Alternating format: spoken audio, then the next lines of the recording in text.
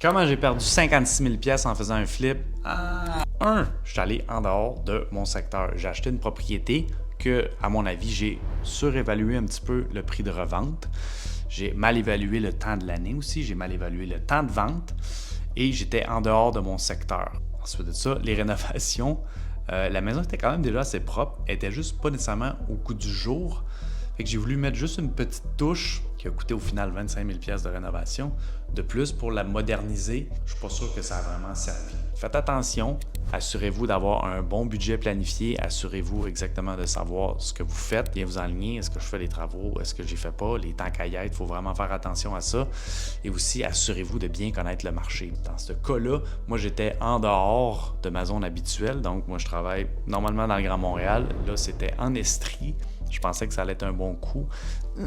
Finalement, ça ne l'était pas. Ça a pris beaucoup de temps à vendre. Puis c'était un prix qui était quand même plus élevé que la moyenne des maisons. Donc ça, c'est important aussi quand vous regardez les maisons qui sont à vendre, quand vous faites vos comparables dans le secteur, regardez à peu près c'est quoi la moyenne des maisons. Idéalement, essayez de vous tenir en dessous de la moyenne. Ça devrait se vendre assez vite.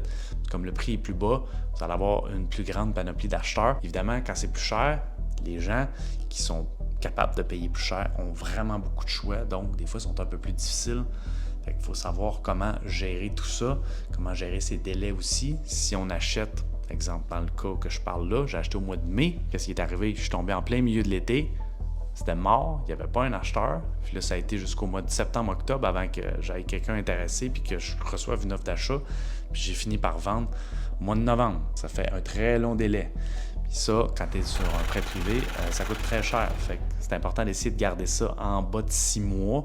Si vous avez plus que 6 mois, c'est correct, mais il faut aller plus sur un prêt bancaire ou en argent comptant. Si vous avez un prêt privé, faites attention. Idéalement, on essaie de garder ça en bas de 6 mois, les délais le plus court possible. Le secret d'un flip rentable, c'est toujours la vitesse. Donc, la vitesse d'exécution, ça fait toute la différence. Dans celui-là, malheureusement, on a eu beaucoup de délais à la revente. Fait que ça a fait en sorte que j'ai perdu 56 000 $.